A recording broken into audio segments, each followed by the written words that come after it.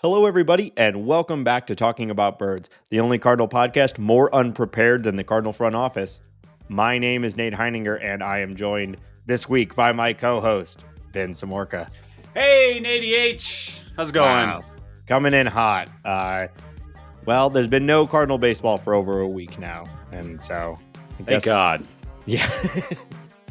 Well, that doesn't mean we don't have plenty to talk about. This week, we are going to talk about what's next for the Cardinals this offseason. We're going to check in on the playoffs that are indeed still happening, and we're going to talk about some news and notes from around the league.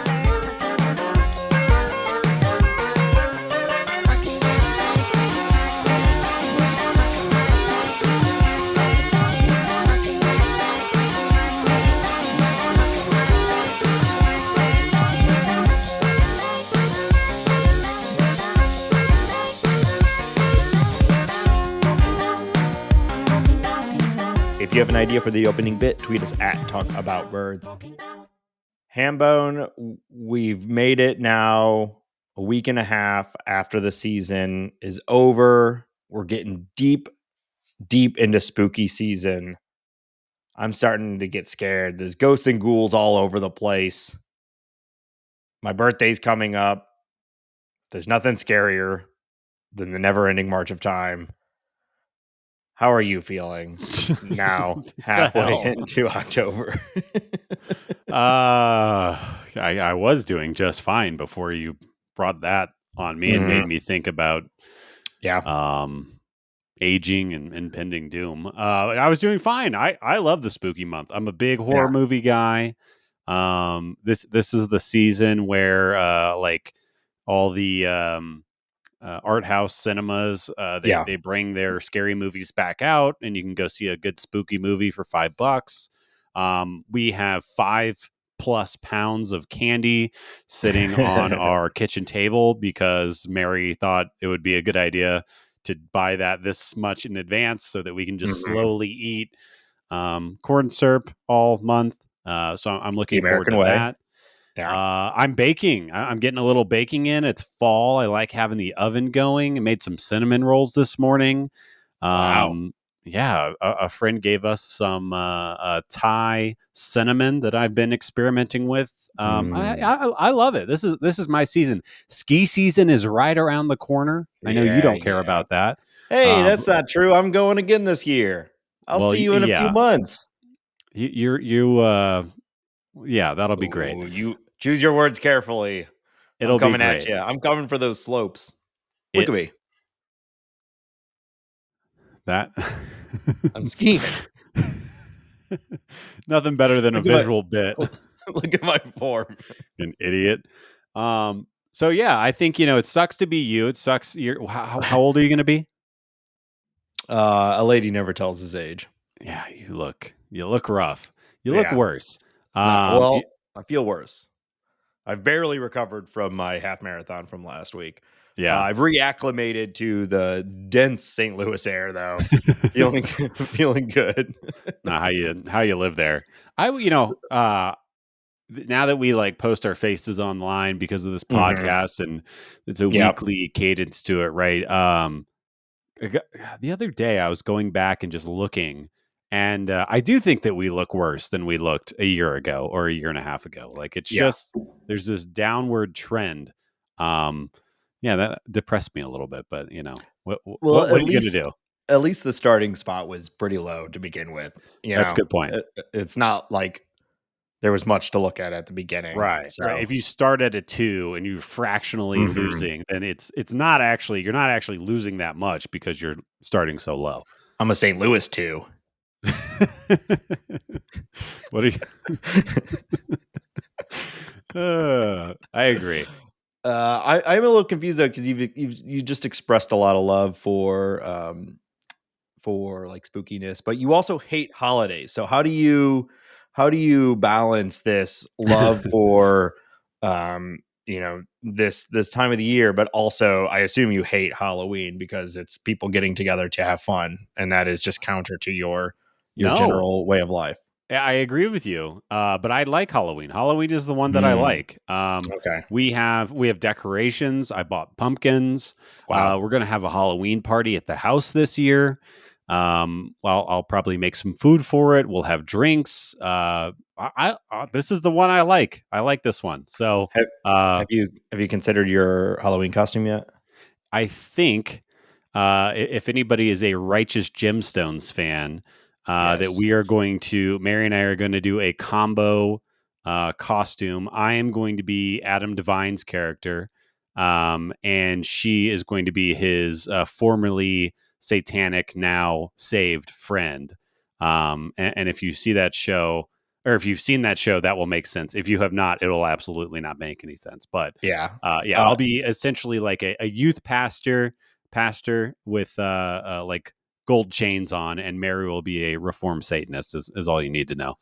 I get it from from a like aesthetic standpoint. From a personality standpoint, though, I think you guys should switch. Yeah, it's that's kind of the bit, though, right? Okay. Yeah, All yeah. right. But yeah, Yeah, that makes sense. heard. Thanks for the feedback, and you can just fuck right off. How about that? But I I like haven't. it. It's all good. Yeah. I'm a fall guy. I'm a fall guy. Okay. I'm definitely a winter guy. Which maybe for the purposes of this podcast isn't ideal, but that's how Mhm. your boy rolls. Now, Christmas and Thanksgiving and Valentine's Day and all those other ones. Yeah, I could take them or leave them. Really, Yeah. it's I don't care. Easter, who cares? All that stuff I Well, don't care about. when I execute my mastermind heist, I will love to have you as a part of my team What? because you're a fall guy. Oh my god, so stupid. You're going down for all of it. We ride off with the gold. I'm a fan of autumn. Is that better? I love autumn as well. The leaves. Wow. I haven't decided what I'm going to be. We watched Hook the other day, so Molly and I have been talking about being Dustin Hoffman's Captain Hook and Bob Hoskins Smee, which would be great. I've Love always it. thought it would be funny to dress as Santa Claus for Halloween, so I've been considering. That is good. I've been considering that this year. Ho ho ho! It's been in my back pocket for several years now, and so I might do the Santa Claus bit. Nate, when everybody else is zigging, you're always zagging, my That's guy. right. You're so left right. field. Yeah, it'd be funny. It would be funny. I actually support that fully. We were also talking about. I always think like not to be edgelordy, but I think it's funny because it's insensitive to like be a zombie version of a recent celebrity who has passed away. Like we were talking about a zombie Jimmy Buffett would be fun because not only are you just wearing comfortable clothes, but it's a little silly. Yeah, I feel like the zombie version of a dead celebrity, you don't see that anymore. That was pretty big maybe in the early 2000s, but I think that would be nice because you could go around handing out tequila, having a good time. Living in Margaritaville all night. Yeah. Margarita hell. There you go. That's all right. That kind of works. Margarita hell. Do you think Jimmy Buffett's in Margarita hell right now? 100%. There's no way you live a life like that. You don't go straight to Margarita hell. I need to find the path that I also end up in Margarita hell. Cheeseburgers, Island Time, margaritas. And you got to try to make a generation of, I guess, probably Xers for you. Chill. And you got to. Yeah, like annoying stepdad energy is what you need to put out in the world. You need to make $1 billion off a novelty song. You need to turn a novelty song into an empire. It is genius. Yeah. Underrated. Yeah. Well, may he rest in Margarita hell. Yeah. All right. What do you want to talk about? Let's talk about baseball. Yeah, let's get into it. First, before this is baseball adjacent. And I fancy myself a bit of a golfer. Yeah. I like to take the twigs out and whack the balls around into the holes with the boys and the girls. Sound just like it. I mean, that's how the pros refer to it.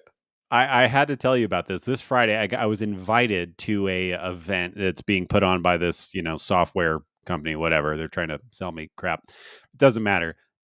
Upper Deck Golf happening at Coors Field. So I'm going to Coors Field on Friday. Obviously, the Rockies are long gone, and they have Eliminated in turned April. the third deck into a driving range, and I'll be driving golf balls from the third deck onto the field, and they have a bunch of targets and pins and all kinds of little things set up, and it's like sponsored by Coors or whatever, so we'll be drinking ice cold tasty silver bullets and all that. But yeah, I'm really looking forward to it. I'll take some photos and stuff because Yeah. I'm very curious what it's going to be, and I'll share it out. But it's like a baseball meets golf, and at least I get to be in the stadium one last time. I'm actually really excited for it. I think it's going to be fun. That sounds like a ton of fun. And I imagine, does a golf ball have the same sort of benefits of being at Mile High Stadium as a baseball might? Like, is your drive going to be, are you going to be able to make it 50, 60 yards for the first time in your life? Yeah. So Get it out of the outfield? they actually limit you. I think the highest club you can use is a 9. Okay. Because I think a driver would sail out of the stadium. But Yeah. yeah, that is true. I went golfing with my brother-in-law up in the mountains where I think the lowest level was around 7,000 or 8,000 feet, and it's real, man. The ball goes further. Like at first, I was like, "Oh my god, I'm having the round of my life," and then I was like, "Oh wait, you're at 7,000, We're playing on the 8,000 moon. yeah, it's going really far. But yeah, it's definitely true. And it's very fun. Well, that's awesome. Yeah, definitely take some pictures. I love that sort of making a different use of the stadium and that Yeah. space. Get I'm people in guessing there. it's going to be like Top Golf adjacent, Yeah. very silly, but fun. That's what I was wondering. I assume they're going to put like targets and things down in the Yeah. field that you're aiming for. And I guess this like travels around. So I don't know if it's coming to Busch or not, but it's like a little traveling band that goes around and they set up. I believe it is. I think I saw some sort of promotional email for it very recently, but I'm not a Twigsman, so I didn't investigate it very much. But it does sound fun. I think anybody could get behind just what's that scene in like Fight Club where they're just like driving balls into a parking lot, like yeah. like real this isn't that, but that like chaos energy of just hitting a golf ball in a place that you like are not usually supposed to hit a golf ball.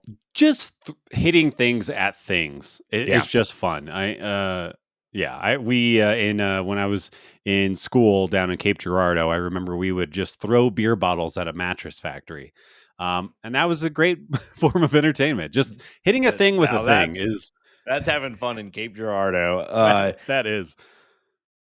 They should have Dinger running around down on the field and like bonus point free beer if you hit Dinger. So you want to hit Dinger. You want to hit Dinger. Dinger's our friend. He's a dinosaur. He'll be fine if he gets hit by a golf ball. I guess so. It's like trying to hit the cart person, the at a driving range, you're trying to hit the cart. See, I don't do that. I think that's rude. That guy's at work. But part of his job is to serve as entertainment when you try to hit him. All right. I don't do that. There to entertain us. I don't yeah, that's not my style. I leave that guy alone. I'm focused on the game, Nate. Yeah. Sure. Keeping that club face closed, driving the ball properly. Uh-huh. Yeah. I'm digesting all those wings that you ate in the clubhouse. What? I don't know. Okay. I don't know anything about golf. Yeah, you suck. I did go golfing this summer. We talked about it already. We know. Who cares? All right. Should we talk about the Cardinals now? If we have to. Yeah. We are deep in now the off season, so we're going to be doing our best to talk about what is happening, what options are in front of the Cardinals. This is about as slow as this off season will be, though, because like teams can't even really do anything right now. So it's going to be a little while before we have any actual actionable like Cardinal news to discuss. Why don't you just tell everyone to turn the show off? You can go ahead and turn off the show, but but there are still things that are interesting for us to talk about in between now and actual news. We're going to talk about some of the options that the Cardinals have, some decisions that they have to make, And recently, something that I thought is pretty funny happened, and uh, I don't know if it's kind of telling about how the offseason's going to go, or just how this end of this season went for the St. Louis Cardinals. Is that the Cardinals postponed their end of season presser because I don't have the exact quote in front of me, but it was basically, "We have nothing to share." Yeah. Yeah, Mm-hmm. it's a good look. How you feeling about that, Ben? Are they embarrassed to self-evaluate? Have they not self-evaluated? They've known for the past 3 months that this presser was coming, with the results that we expected. It's just more unpreparedness and more of this front office. Like, not only were they so unbelievably shocked that the season went the way that it went, but like wholly unable to adjust to reality.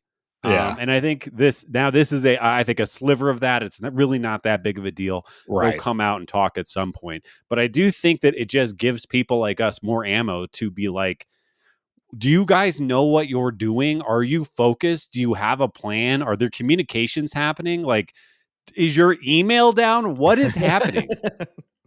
Well, Moselak's Juno.com email address is, he probably lost the password. Go card 69 isn't working for him Well, anymore. So I didn't heart bow ties.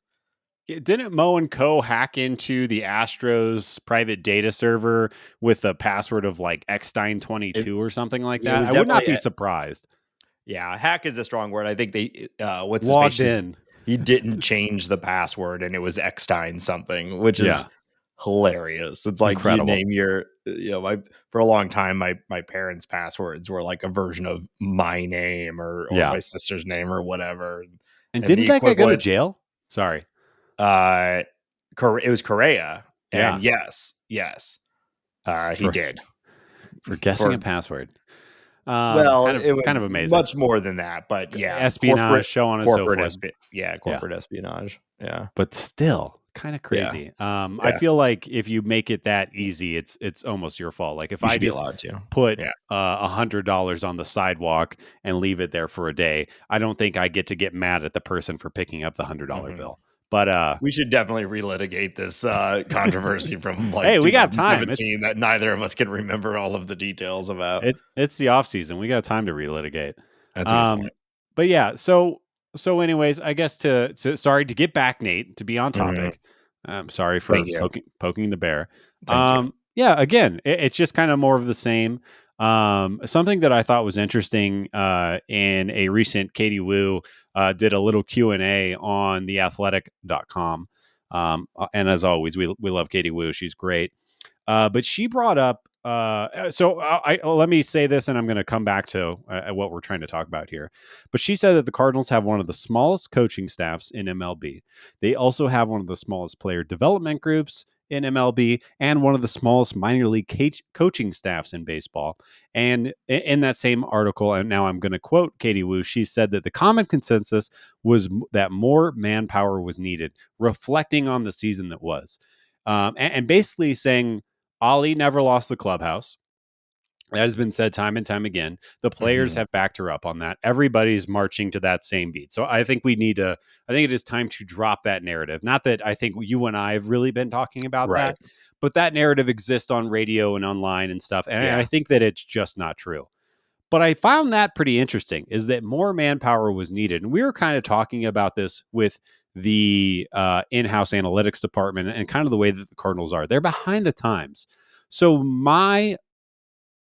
the, I guess what I'm getting at is what would make sense to me right now is if the Cardinals are waiting to have their end of season presser so that they can, or when they do come to that meeting, to that conference, that they are going to come with a real plan on. I think we all know what needs to happen on the field. They need to augment the pitching staff, but Mhm. augmenting the player development and coaching staff, maybe unilaterally up and down the entire organization.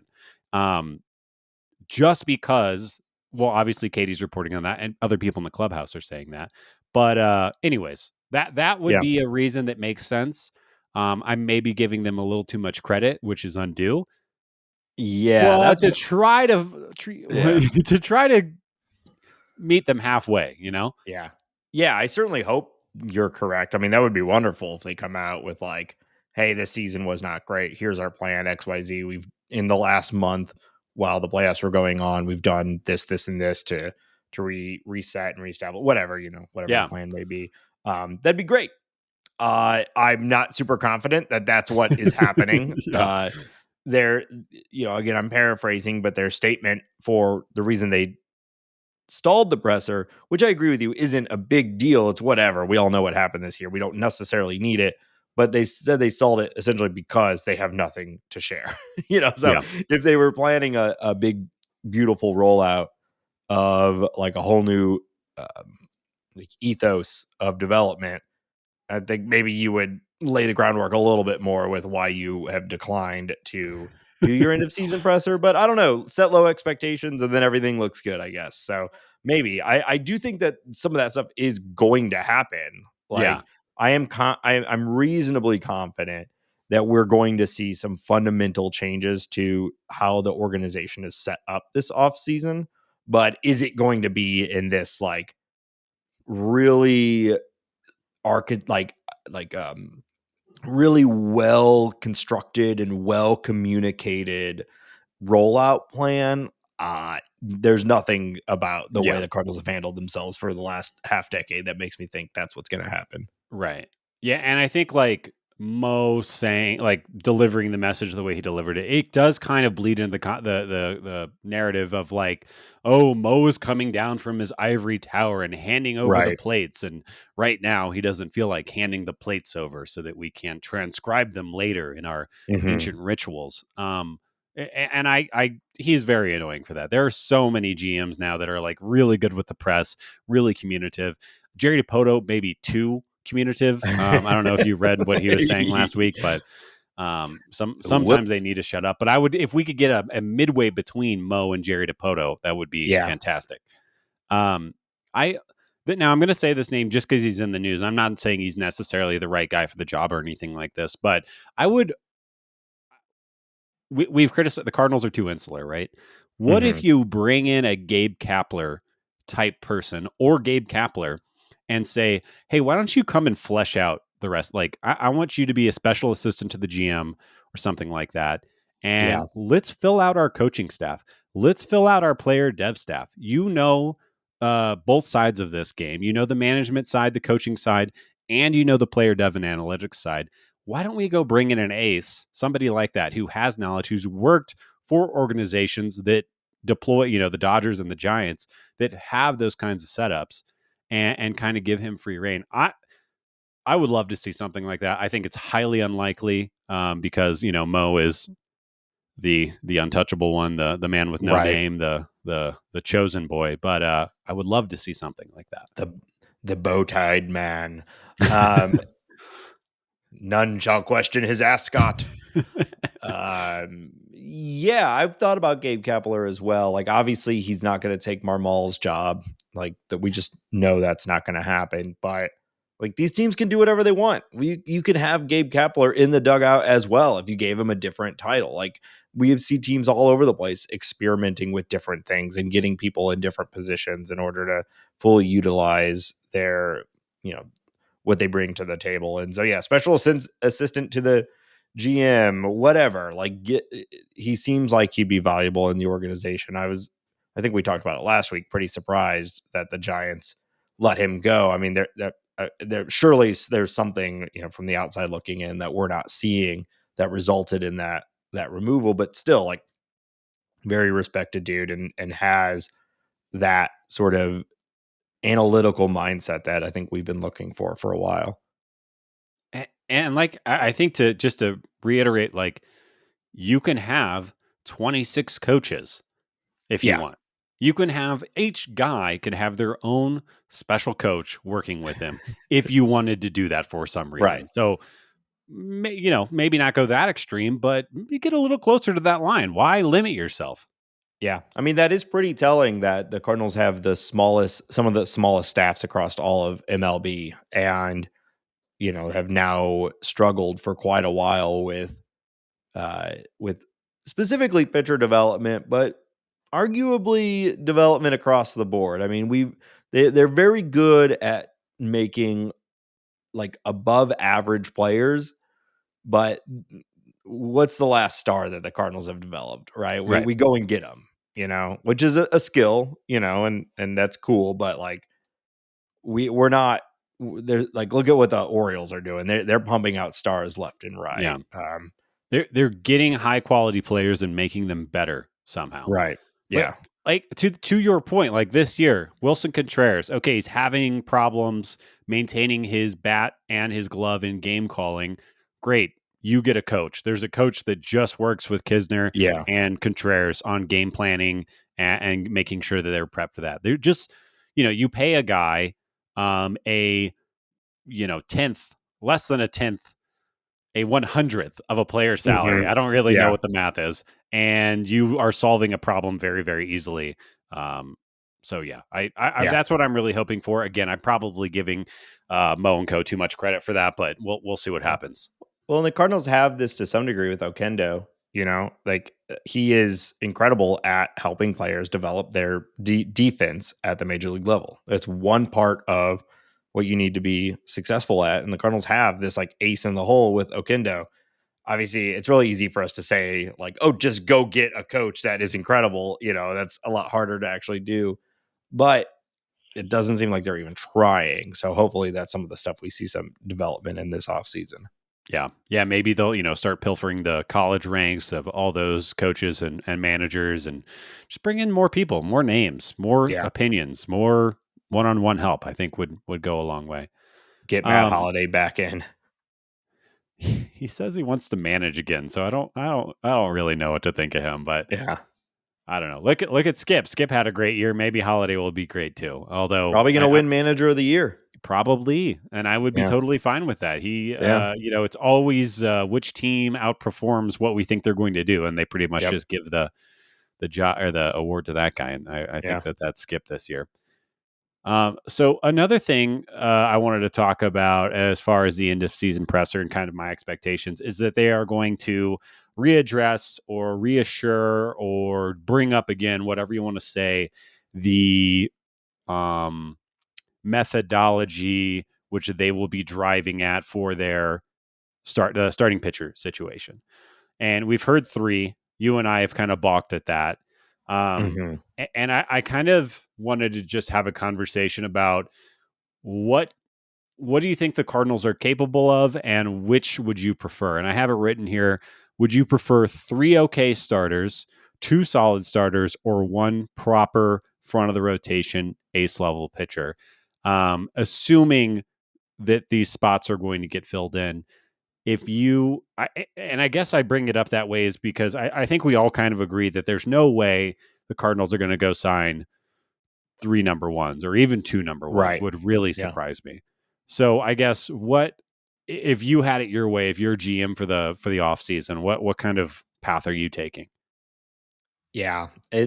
This is such an interesting thing to really try to nail down because we don't know what this market is going to look like, right? Like Aaron Nola is a really interesting free agent to me. He's been linked to the Cardinals have apparently showed interest in him as well.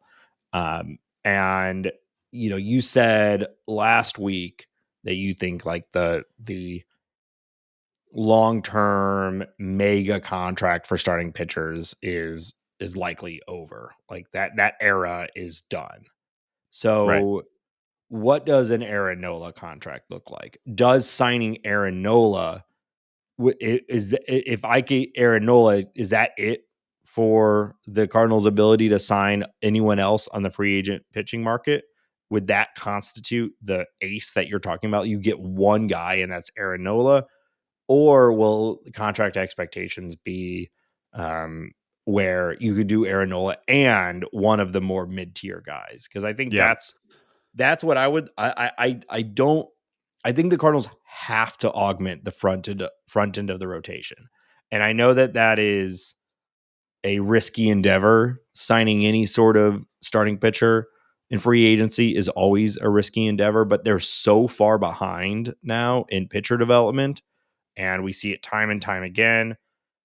the playoffs. We're seeing it again right now. Like, having that front end starter is a difference maker. And then everything adjusts from there too. Yeah. That, having that front end guy. So like, I think you have to come out of this offseason with someone that you're saying, this is our number one starter and we feel confident about him. Yeah. Yeah. And to address the Aaron Nola aspect of it all, I think you have to say that he's an ace, right? I would say that he's a top 20 pitcher in baseball over the last 3 or 4 years. And I think that, you can define ace however you want, if it's on field, off the field, or whatever. But the fact of the matter is that he puts up those kind of numbers. He has for a handful of years. And he's going into the free agent market with that all behind him. It's not just going to be his kind of fluky year last year where his xERA and xFIP were way better than his actual stats. And I think, anytime you're talking evaluating a Phillies pitcher, you got to take into account their atrocious defense with the 2 worst corner outfielders in baseball. But I think you have to. And I think that's interesting. Like, let's say Nola's the guy. So you're focusing on one. We'll say he's that proper ace. Then you go get one other person, and then it really comes into question: what level is that other person? Are you looking at a Steven Matz type deal where it's 44 over 4 years, and if this guy flexes the bullpen, it's not that big of a deal? I think that. I don't know. What can the Cardinals afford? And kind of what you were talking about, you look at every team that's still in the playoffs right now, and they have a 1-2 combo at the top of their rotation. Right. Yeah. I think if I could have my ideal, and my ideal is Yamamoto, but I truly don't think that's going to happen. Aaron Nola and the other pitcher from the Japanese league, what's his name? It's totally slipping my mind right now. He's 30 years old. He's going to be joining the market. We talked about him recently. We talked about him. Yeah, I'll look it up. You keep vamping. Okay. Vamping. All right, I'm going to do my ski technique here. Hold on. What? I looked good last time. Now, I like, if the Cardinals are serious about competing in 2024 with Shota Imanaga. Shoto Imanaga. Yeah. Imanaga. If you can get Nola for 125, 130, something like that, and this guy for 100 or something like that, you could, like, those are both almost record-setting contracts for the St. Louis Cardinals. So I know I'm like going lofty here, but like, if they really want to compete in 2024, I don't know how you walk out of the free agent or out of this offseason without significantly improving the front end of your starting rotation, and then hoping that a Matz, a Zach Thompson, a Liberatore, whoever can fill in those 3, 4, 5. I think we'd be reasonably confident with those guys at the back end of the rotation. But if we're going in with a whole bunch of 3s and 4s again, the exact same thing is going to happen as happened this year. And exactly what happened in 2022. They just were, 2022. They were just able to fix it mid-season before it all completely collapsed. It basically happened in 2021 also, but they were able to fix it before the complete collapse, and the 17 game win streak saved everything. Right. Like, this has happened every year. So unless, if they don't want to do the same thing, which they're indicating that they don't, like, the DeWallet, he's gonna have to get out those beef bucks, and he's gonna have to start slinging beef left and right. He's gonna have to increase the. I'll pay an extra 50 cents on my king size beef, king beef, folks, at Lion's Choice. Folks, reality check here. Also, it's Arby's. Reality check here. If you want the Cardinals to sign Yamamoto, you better go to Arby's and get a beef and cheddar every day. Lunch, every day, dinner, every day. Let's go. If you care about the St. Louis Cardinals, you're eating at Arby's breakfast, lunch, and dinner. if you do you want to watch Aaron Nola pitch 32 games next year, you better go get a beef and cheddar. Okay. Get that spicy fish and chick. All right. You need it. And look, hey, you're going to help the team. You're going to take a few years off your life. It's a Yeah. win-win for everybody. This is great. Everybody comes out on top. Okay. So I like that plan. I think that that's the path forward. And I think we talked about this. Nola's kind of my guy. I just love, he's not necessarily a power pitcher, but he's just nasty breaking stuff. And I don't know. I like him. So I'd like to see that happen. The Cardinals 2024 financial commitments right now, $108 million on the books. That does not include arbitration. And there's quite a few guys that are going to go through arbitration, though, based on the year everyone had, nobody's getting a big fat raise. And obviously, like Jordan Walker, Nolan Gorman, Mason Wynn, those guys are all going to be making league minimum, league minimum plus, but all under $1 million. Unless we go extend Jordan Walker, which wouldn't that be a great idea? Yes. So, anyways, 108 on the books right now. You sign those two guys. Let's say that you sign those two guys for 50 or 60 a year. You're at 168 a year. The Cardinals have run that salary in the past. Actually, not even that long ago. So if you run that and then you add your arbitration guys, you're still under 200 million. And honestly, you still have a little bit of room. I would imagine, or the DeWallet has room. Whether it will be exercised or not, we don't know. If they impart some false, cap on themselves or whatever might be happening. But you would still have the opportunity to augment with a bullpen arm that you're taking a flyer on, or bringing in a bench bat or a role player type thing. And it seems very realistic to me. Yeah, or trading for someone who is deeper into arbitration, and they're being paid in the single digit millions, but that space on top to add. So yeah, like when you put it like that, like freaking do it. Right. But of course, that's why I kind of hedged a lot of this, is that we don't know what this market is going to look like. If all of a sudden Aaron Nola is commanding 30 plus million a year, like, it does fundamentally change things. And what we've seen is time and time again, the Cardinals will not, they're afraid of that sort of break, right? Like, they are always in second place when it comes to these high dollar bids. I do think they benefit a little bit this year. There's a lot of pitchers on the market. Now, as you pointed out, that means a lot of teams have lost their pitchers. So, like, there's a lot of people in the market, but at least there's some depth there. After Nola, you do have Sonny Gray. You've got Blake Snell. Like, he's about to win a Cy Young. He might end up being the most valuable pitcher on the market. Like, there's a lot of different avenues. One thing that I expect is that we'll probably know relatively quickly. Cardinals tend to try to get this business done fast, which I do appreciate. You never know. Obviously, like, it was near the end of the offseason when they signed Matt Holliday. But last year they had Wilson Contreras in November, and we knew pretty quickly. So I expect we'll get some movement very quickly, and we'll have a better idea. Yeah, yes. And I think the Cardinals have put themselves, everything that you said, I agree with. I think the Cardinals have put themselves in a spot where they have to get one of the high end guys. Yeah. Like there's really no option around it. Let's if they don't, this offseason will be an abject failure. It's just they screwed up. And whether they couldn't extend themselves, whatever the reasoning is, they screwed up. Now, if they get uncomfortable on an Aaron Nola contract, but they still make it happen, kind of like they did with Wilson Contreras, they could still go the trade route, like you were just talking about. Bag up some of those guys that don't necessarily have a spot, maybe a Tyler O'Neill, maybe a Brendan Donovan or Tommy Edman or whoever, and go get somebody else. But it's just they forced themselves to be in this position.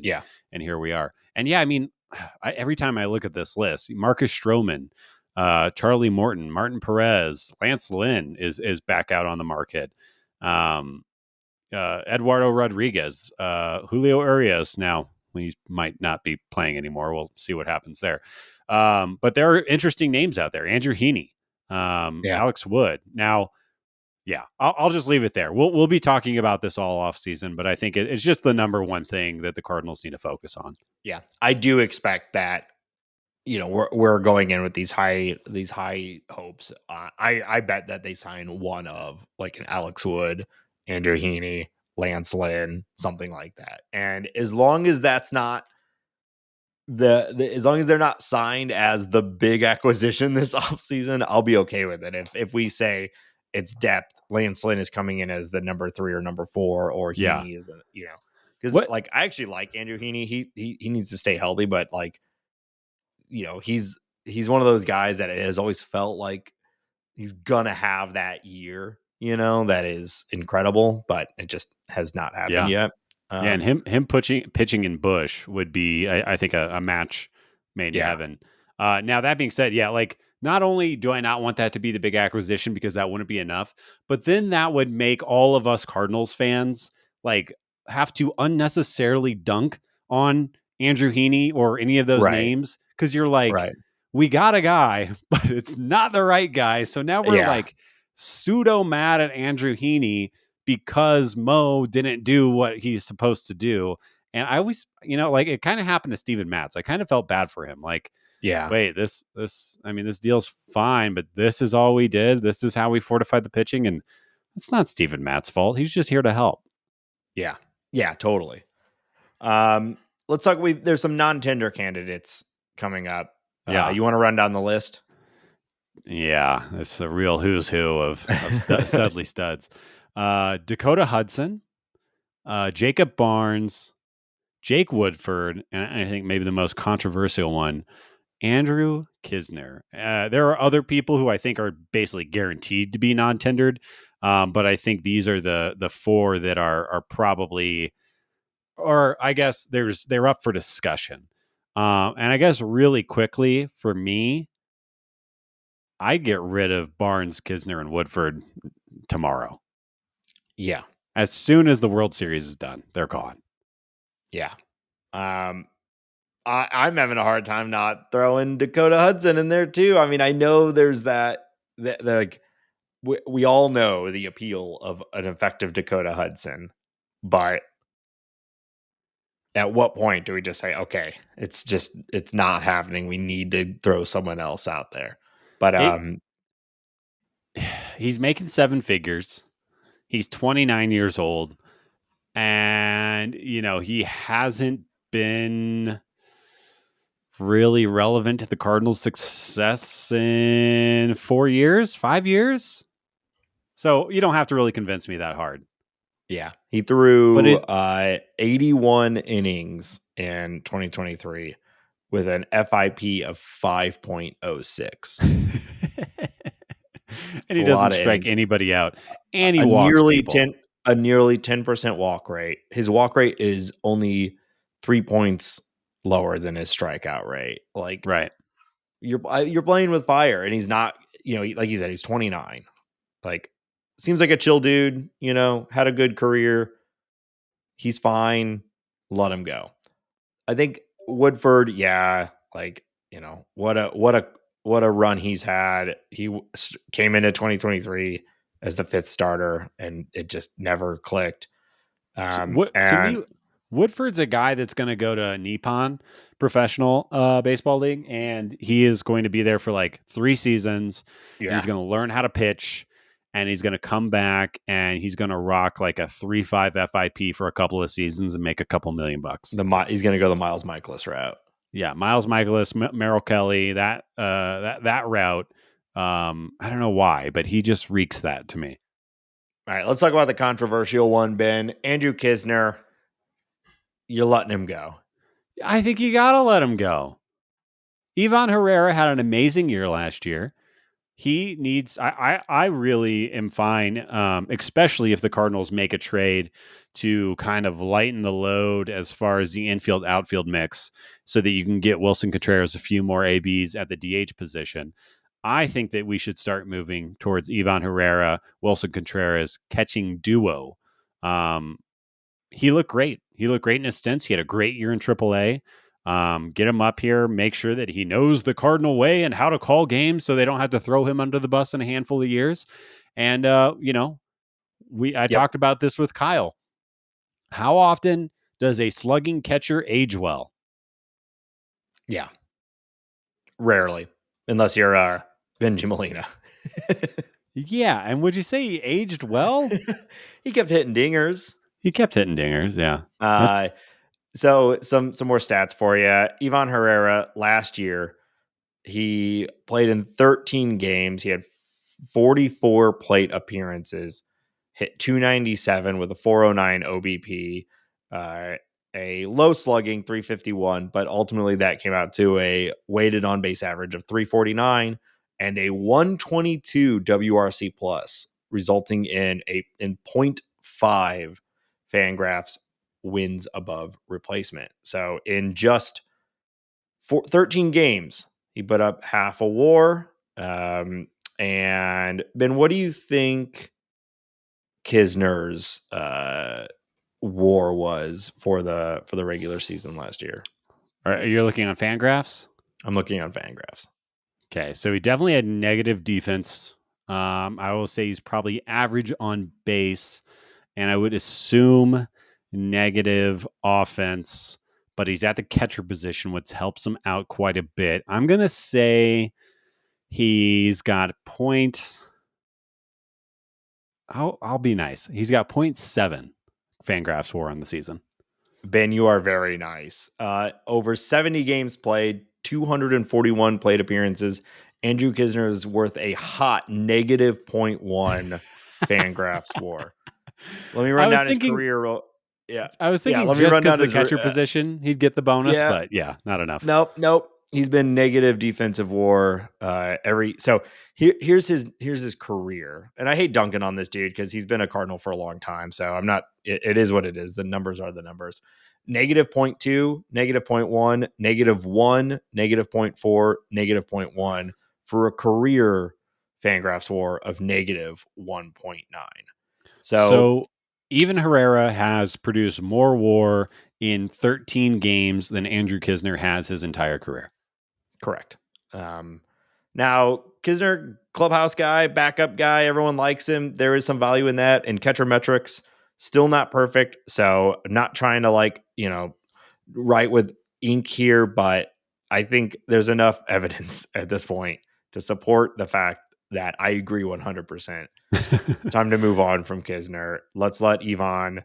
He's been the golden child for a while now. He had a weird false start in 2021, but in 2022 he had a false start. 2023 he looked great, and there's no reason why he can't be a predominant fixture in the Cardinals catching situation in 2023. He took such a big step forward last year. He had 75 walks against 77 strikeouts in AAA from the catching position. That is just unbelievable. Put a 951 OPS up over 83 games and looks great behind the plate.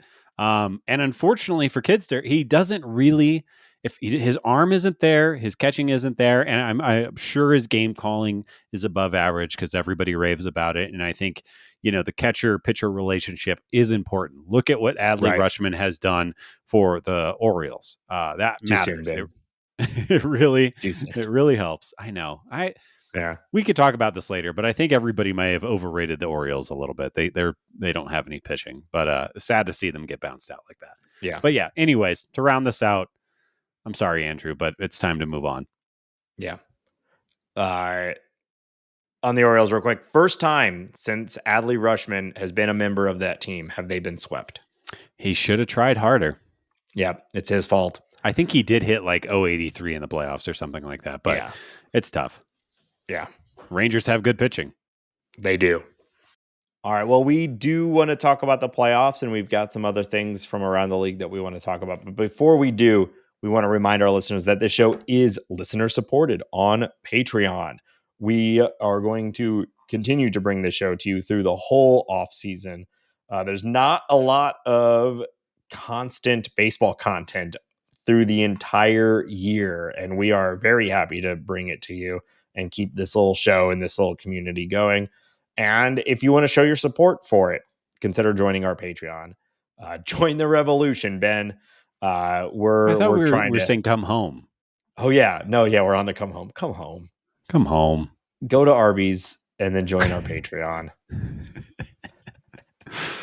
Patreon.com/talking about birds. Patrons of any level get access to our private Discord server. It's the Bird Scored. We're having a great time in there. We're celebrating my fantasy baseball championship. We're talking about the things we get wrong on the show. We're just having a generally good time in there. Get in there. Patreon.com/talking about birds. If you want to support us in a different way, consider leaving us a review on your favorite podcast platform. That also helps. And then, of course, word of mouth is generally the best way for these shows to grow. We appreciate anyone and everyone who has shared their love of this show with other people. Ben, if people want to find us online, where else can they support us? Yeah, make sure to follow us on Twitter at Talk About Birds. We're on Instagram at Talking About Birds. You can email us any thoughts, questions, concerns to talkaboutbirds@gmail.com. This podcast is available on Spotify. Follow us there, review us there. That would be great. We have a TikTok. Check us out there. And you can find all of that at talkingaboutbirds.com. Talkingaboutbirds.com. And come on home. Come Eat home. a beef and cheddar and come on home. Eat a beef and cheddar and come home. It's fine. Wipe your shoes at the door. We've got wet naps for all your beef and cheddar filled hands. Now, I want you to be caked with that cheddar. Ben will lick it off your fingers. Arby's sucks. Arby's does suck. But come on, go get a beef and cheddar. That's what I was thinking about Lion's Choice earlier. It's far superior. Far superior. Go buy 3 beef and cheddars a day and give them to a person who is less fortunate than you. Help them out. Somebody who might be hungry. You don't need to eat them. Just buy them. And then go to the LC Steakhouse, make the right choice, have some Lion's Choice, and then join our Patreon. Oh, yeah. Oh, yeah. Is that our new thing? Oh, yeah. Yeah, super original. Kool-Aid. We're just going to be the Kool-Aid guy from now on. Yep. All right. How you feeling about these playoffs, Ben? Womp, womp. Yeah. They've been kind of lame. Yeah. Yeah. All the teams that I want to win are already out. I know. I guess I'm kind of rooting for the Diamondbacks at this point. You know? Yeah, you gotta want the Diamondbacks. The Twins are still in it. This show is not going to age very well because we have a bunch of very important games happen. We're recording on Wednesday, and we have a handful of very important games happening this evening. Phillies and Braves, and LA and Arizona, and then Houston and the Twins. I'm definitely going. Well, really, I just don't want an all Texas ALCS. That is a nightmare scenario for, I think, 49% or 49 states in America. Yeah. Nobody wants that. And I just like the Twins. And the Twins, what's disappointing is the Twins did such a good job of the past couple of years augmenting their pitching staff. They had a problem very similar to the Cardinals. They didn't strike anybody out. They had the thumpers, but they didn't strike anyone out. Then they had the best strikeout rate in MLB this year, and that just has not showed up for them in the playoffs, at least against Houston. So I'd really like to see that turn around and get, I'm always rooting for the Midwest. Get the Twins in there. Let the pitching staff ride. Now, that being said, they have to stop pitching to Yordan Alvarez. Yeah.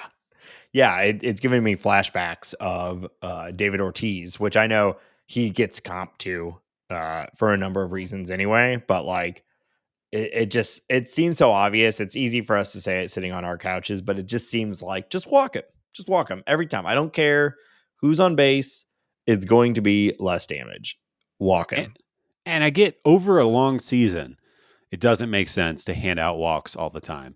But when you need to win 3 games, and his hair is on fire. I mean, there was a home run that he hit on Tuesday that was probably 8 to 10 inches above the strike zone, and he took it to the deep part of the ballpark, 10 Yeah. rows back. The guy's just lit right now. Don't Yeah. do it. Don't He's a risk your monster. biscuit. Yeah. That's what I always say. Risk your biscuit. I don't know. My biscuit. I risked it. My biscuit. My biscuit. Um, Yeah. Well, they still have a chance. That Pablo Lopez game went really well. They looked good. They have to win the next two, which feels daunting. I think the really last thing does. anyone wants is another Astros playoff series. I do like the Texas Rangers. I Yes. am like I was rooting for every team that they beat, but like I like them too. I'm happy for a bunch of the players on that team. It's a cool team. I like how they've gone about building the team. It's a good mix of internal growth and augmenting with good gambles. The Seager and Simeon 2 years ago to set up for this year. I like the team. Yeah. I would have much rather had the Orioles, but it is what it is. So yeah, I'm hoping the Twins can pull it out. We have a good Twins, Rangers, ALCS, and then I think we could be happy about either of those teams going to the World Series. We're all Right. just rooting against the Astros. Yeah. America is not pulling for the Astros. What's also interesting, so the Rangers beat the Orioles so easily. I mean, and they really Yeah. just kind of waltzed over them. And when the pitching wasn't there for the Rangers, the hitting just showed up. And Yeah. I think They're a Corey good team. Seager set a record for walks in a single playoff game with 5. Just impressive. Evan Uh, Carter looks legit. Very good. Yeah. So because the Rangers were able to sweep the O's and get out of there so easily, Max Scherzer told Ken Rosenthal that because of that sweep, it's the best case scenario for his potential availability in the ALCS. So he is going to throw a simulated game today, actually, and which should give him enough time. Max Scherzer might be on the ALCS roster, which, who knows? Where is his health? He has not had a great year, but I would Yeah. think if you're the Rangers and you have Jordan Montgomery, Nathan Eovaldi, and Max Scherzer, you're starting to feel really, really dangerous in the ALCS and potentially the World Series. Yeah, I'm really torn on it. It's of course you say the name Max Scherzer. You're like, well, Durdoy, get him out there. He has had a rough season. He's been kind of a center point of teams struggling this year. Yeah. He's the main reason why the Mets collapsed. He really wasn't good with the Rangers, and obviously they're crushing now, but it wasn't that long ago where the Rangers were on the edge of missing the playoffs a lot because of how good the AL is, but still they were nearing missing the playoffs. And part of it is because Max Scherzer was blowing games.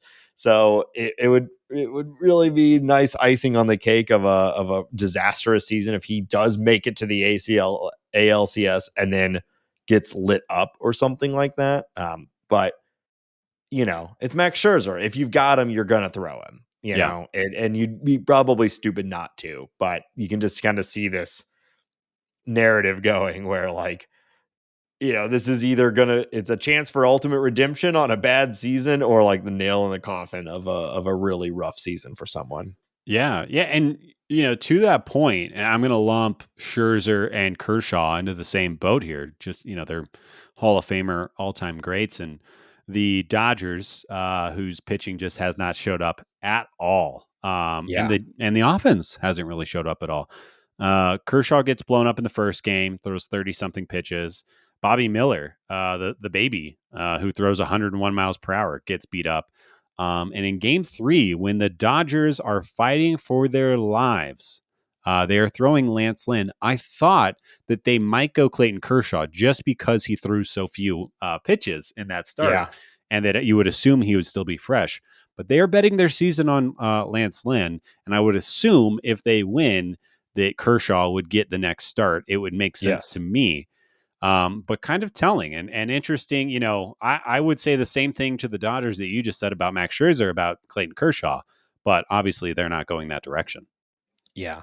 Well, the Kershaw thing is at this point, it's such a, it's been overstated a little bit, his struggles in the postseason, but not like he's almost, well, first of all, it's crazy. He has almost 200 innings in the postseason pitched. So Yeah. we're talking about a dude who has almost a full regular season in the playoffs, and it is pretty striking the difference between his postseason numbers and his consistent regular season numbers. And is it just that he's gassed by the end of the year? Is it something with nerves? It seems unlikely that it's the latter. One of the best pitchers of all time would have some sort of nerve issue, Right. like not like body, like nerve endings, but like being nervous.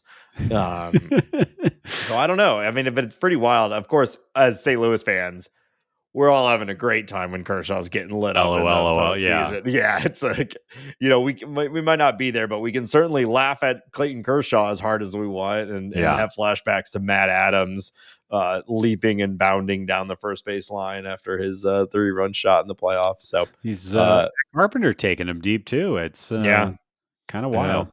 Yeah. So we'll see. I mean, I think unfortunately, when you're down 2-0, it's tough. That makes it really, really tough. And then we have Phillies Braves. They're 1-1 right now. Again, this is going to be out of date. But tonight's probably the biggest start of that series, seeing which way it goes. And we'll see. But how about that Michael Harris, the second play? Oh my God. He's good. Yeah. I can't think of a better play. The Braves are so stupid that they have this guy. Somehow this guy is like he's a superstar and he's like not even talked about because they've got so many other guys. He's batting ninth for them. Yeah. Stupid, sexy Braves. Yeah. But that play, feel bad for Bryce a little bit on there, but this at least this series is turning out good. Everything else has been kind of meh, but we'll see. Hopefully the Twins can pull it out. And honestly, at this point, I'm just sitting back with my popcorn watching this Phillies Braves series because it's been so good so far. And we got Aaron Nola going tonight. We'll see. Maybe he raises his off-season price tag with a dominant start against a very, very good lineup tonight. And we'll see what the Braves do as far as their rotation. It's we won't talk about it anymore, but it's a question. Yeah. Yeah, I mean, the way the playoffs go, by the time we meet next week, all of this will be decided, and this will be decided. We'll be moving on to the CS series. The last thing I wanted to say about this is I'm done with the 5-game series. Yeah, give me a 7-game. I don't like. You win 2 games, and your season's the other team's season is basically over. The Dodgers won 100 games this year, and they lost 2 games in a row, and it's pretty much their season is done. Give me 7 games.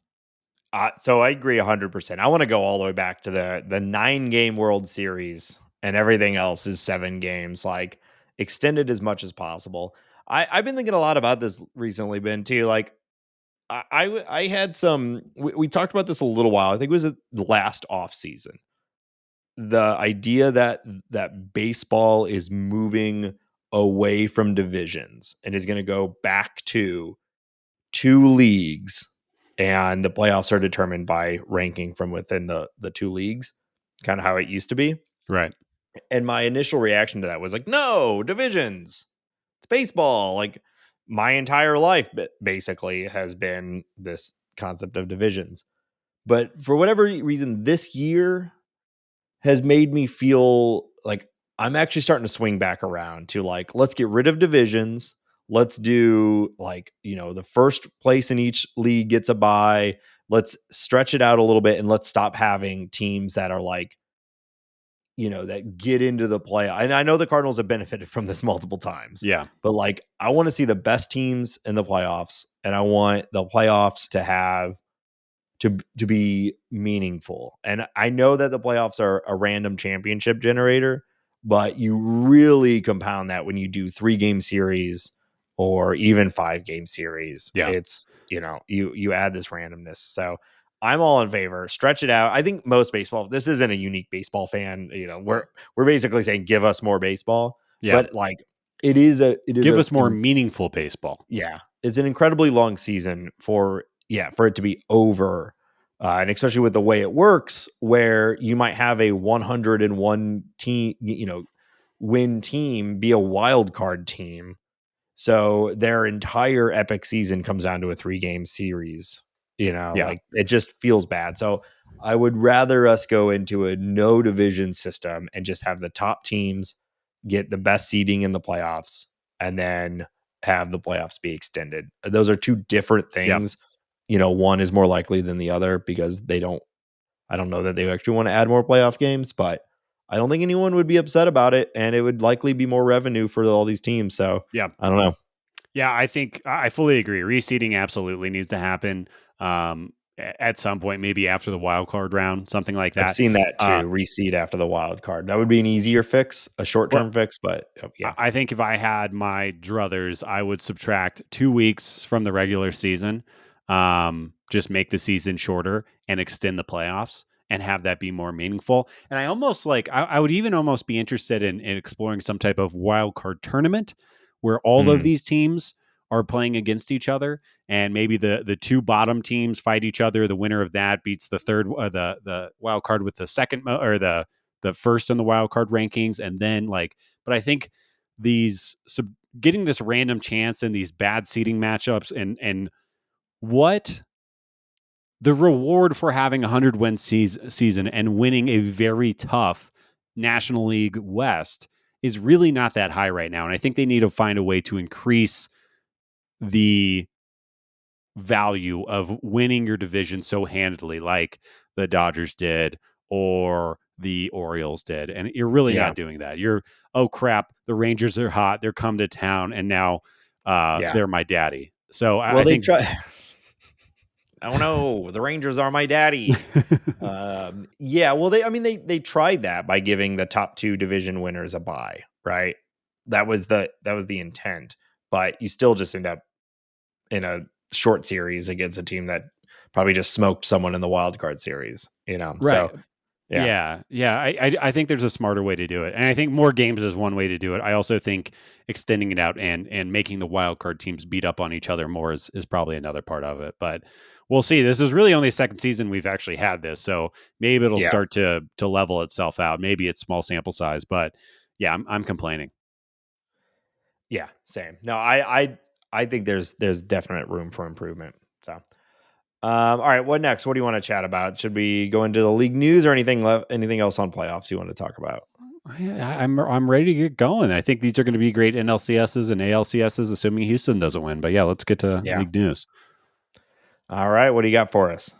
Yeah, just a little bit this week. Obviously, everybody's focused on the playoffs, and all the front offices are kind of frozen. But crazy news: Mets gonna Met. I cannot believe this is still happening. You'd think that the steady and smart hand of David Stearns coming in would calm all this down. But here we go. Billy Epler steps down as general manager. Moments after that is reported, MLB reports that they are investigating the Mets and Billy Epler on allegations of improper IL list usage. I've never heard of this. I Yeah. I call bullshit.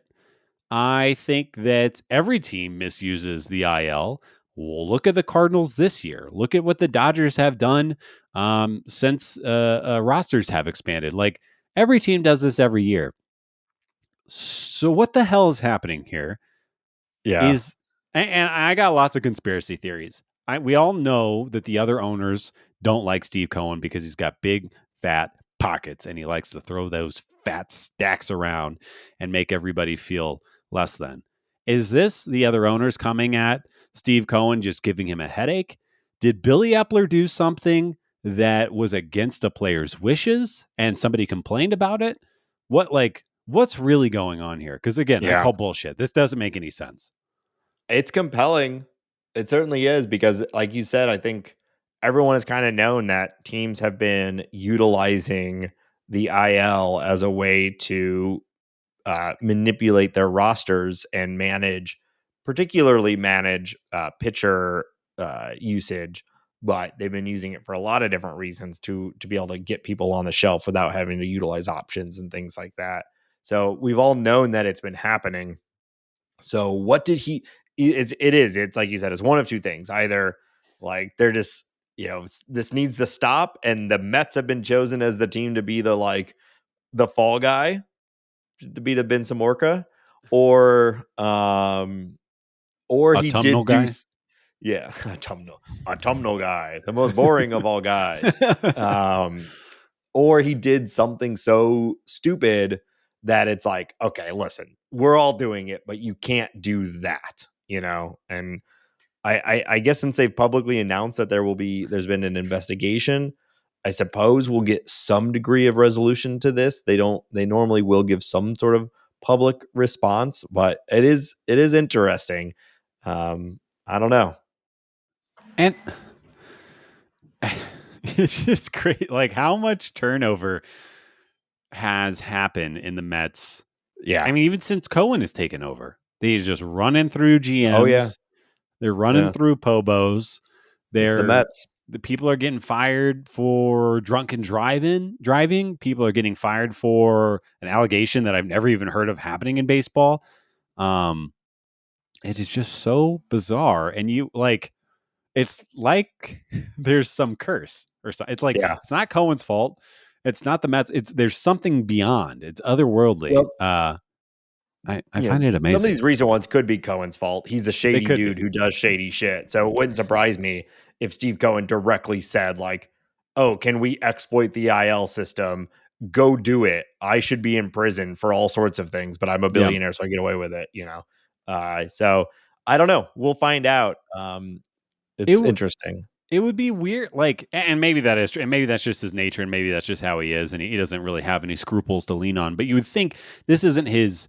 This is his fun plaything that he's pouring all of his extra millions of dollars into, rather than helping people around the world who need help. So it would be No, weird from no, my point of view. But he's again, an I'm angle not a shooter. billionaire monster, so Yeah, he'll do anything to get an edge. yeah.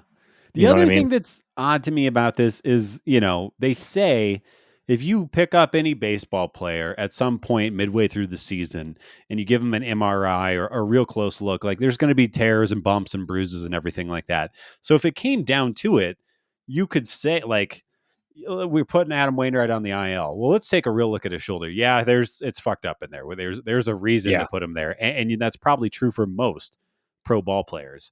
So like, What? Yeah. again, like what How do could, you get busted? Yeah. How do you get busted for this? Yeah. because if you're like Pete Alonso, we had to put him on the IL. Okay, well let's go. We don't think that this is real. Well, let's go look at Pete's knees. Oh yeah, Pete's knees look pretty bad. Yeah. Um, Well, what are the rules around, like, is there a maybe this is something we should know, but is there a minimum threshold of injury before you can put someone on the IL? Like, it I didn't even know that. it I seems guess I know impossible. you'd say, like, yeah, like fatigue. Haven't people been put on the IL for fatigue before? Like, Yeah. I don't know. I don't know. We'll see. I'm sure C70 will correct us in the Discord, Mhm. or if somebody else wants to hit us up at talkaboutbirds@gmail.com. But yeah, it's bizarre. And again, just more sit back and get my popcorn and watch the Mets Met all Yeah, off season. it's great. One other thing I wanted to talk about, and this is how light of a news week it was, but also I like to talk about food. The Phillies have an exclusive Schwar burger for the postseason. It's a half-pound burger. Sorry, and Nate, check this out: half-pound burger with Yeah. barbecue brisket, cheese, bacon, onion rings. And I saw these onion rings. These are fat onion rings, like one on top of the burger and one on top of the bun, and a cherry pepper relish. A portion of all proceeds will benefit Schwarber's Neighborhood Heroes Foundation. How are you feeling about that Schwarber burger? Well, like, personally, I'm not generally a big fan of these, like, Southwestern burgers, with, like, the barbecue Wow. sauce and the onion rings and things like that.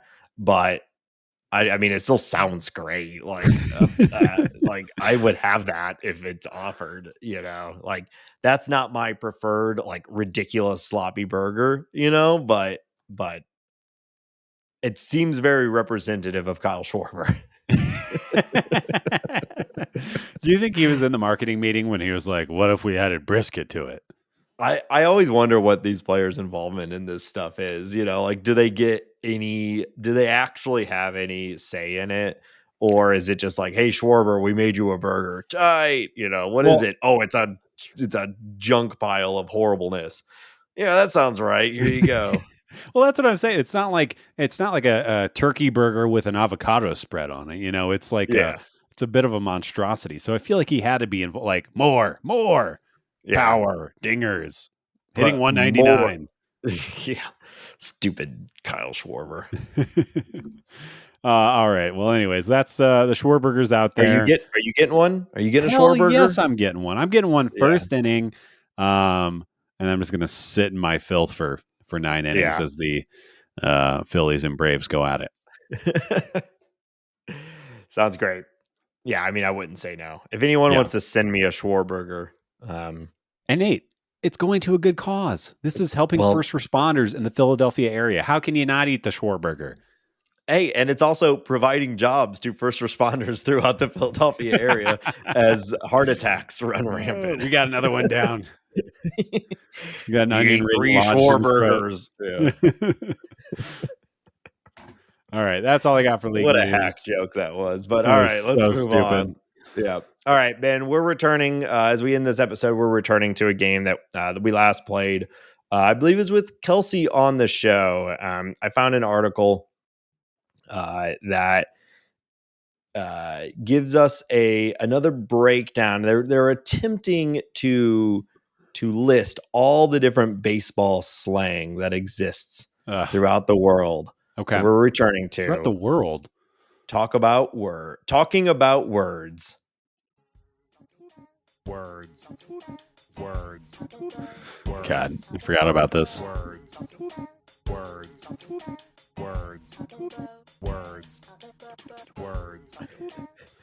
Very So good, long. Nate. Yeah, you can cut that out. Yeah, so that is our old theme song with a little punch up for this game. So If you want to go back and listen to those episodes, you can't. you can't. They're gone. All right, they're gone. Yeah. All right. So again, I found this article on routine.com. It says Sounds like bullshit.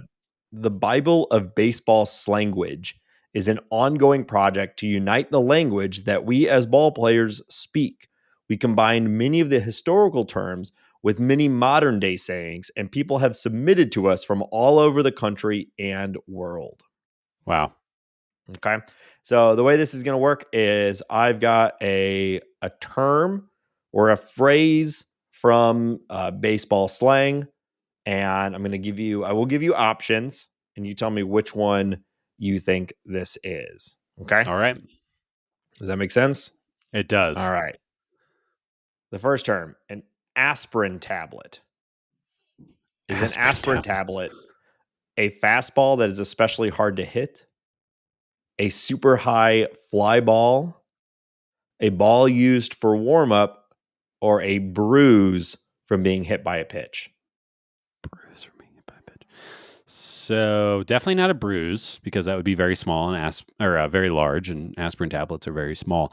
Aspirin tablet.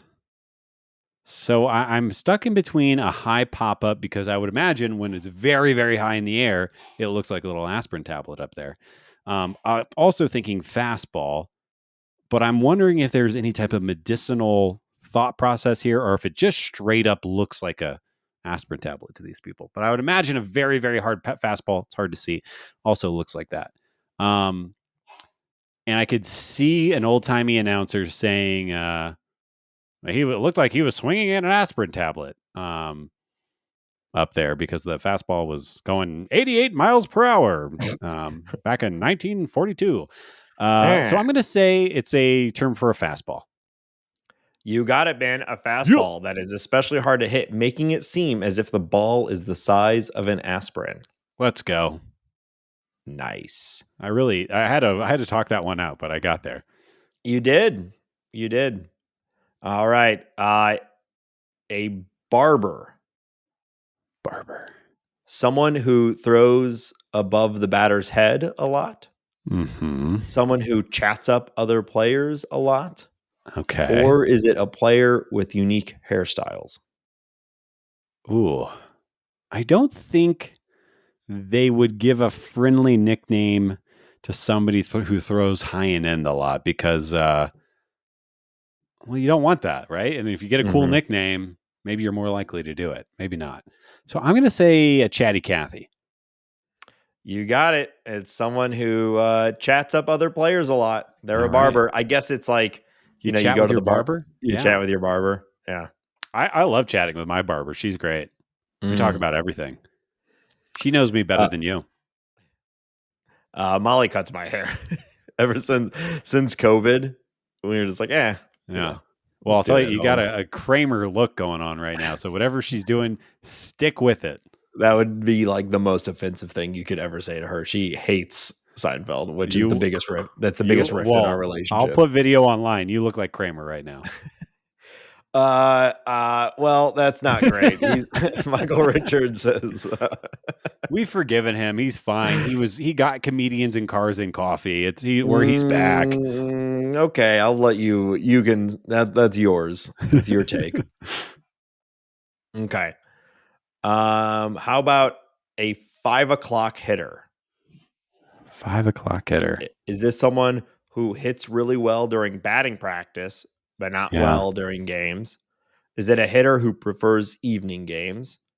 Is it a hitter who mostly hits ground balls? Or is it a hitter who hits well in the shadows? Oh, okay. So I'm thinking either A or D. A hitter that hits well in the shadows. The only reason I'm not going to say that one is because that doesn't happen often enough. I've like never taken into account, John Jay really, I hope the shadows come in so John Jay can rake. You know what I mean? I've never had that thought. But the idea of somebody putting on a show during batting practice and then shitting the bed during the game makes a lot of sense to me. So I'm going to go with the first one, with somebody who performs well in batting practice. You got it, Ben. You're 3 for 3 so far. Let's go. Yeah. Yeah, I try to come up with like good fake ones for these, but some of them are harder than the other ones. So yeah, you suck. Wow. All right. Moving on.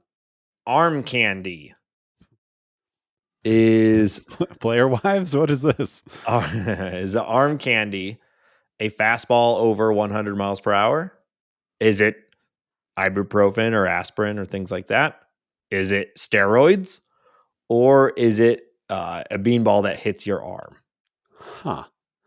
This one I've never heard. Not even a clue. Arm candy. I guess I'll take pain medicine. Damn, you got it right again. Yep, it's pain medicine. Arm candy. Yep. That is. I not to bring the mood down, but just makes me think of Doc Holliday and crashing his plane and how much pain these pitchers are in. But all right, moving on. No more problematic takes for me. All right, moving on. Bird food. Is bird food a really high fly ball? When a ball hits a bird? Nachos? Or a fastball thrown over the batter's head? Whoa. Could you say those again? Yep. A really high fly ball? When a ball hits a bird? Nachos? Or a fastball thrown over the batter's head? None of these sound right to me. I'll go with a really high pop-up. Finally got you with one, Ben. It is a fastball thrown over the batter's head. Really? Yep. What is the etymology bird of that? Food. All right. I don't know. Yeah. Oh, some bird food coming into home plate. Some bird food. Yeah, I guess it's just like it's high, you know? I guess. Up where birds are. Just a bit outside. Birds are up. And so was that pitch. All right, last one for you. Thank you. Yep. Cheese Factory. I know. Don't get too excited. I don't know if I'll be able to concentrate. A pitcher with a wide array of pitches. A player with a ton of bad jokes on the field. A pitcher who throws really hard all the time. Or a player who smells bad. I'm going to go with C, a pitcher who throws hard all the time. In fact, Ben, it is a pitcher with a wide array of pitches. Really? And it comes with a little quote here. He can throw cheddar, and also throw some stuff with a little stank to it. Something off speed that leaves you with a, what's that smell look on your face. Who's that quote attributed to? I think this website is not unlike a Urban Dictionary, where people can just like throw up any sort of baseball slang and accredit it. Yeah. So yeah, it was routine.com/pages/slanguage book. So thanks to routine.com for the article. Ben, you got 4 of 6. So pretty good. Yeah, I feel good about that. Yeah. And that will wrap it for this episode. We'll be back next week as we continue our coverage of the playoffs and as we continue to hypothesize about what the Cardinals might do with a pivotal offseason. So again, talkingaboutbirds.com, where all of our links and socials and Patreon and everything is there. Shout out to the Bird Scored, tweet. And with that said, I think we're done, and we'll see you next week. And until then, go Twins. Beef and cheddar. Go to Arby's.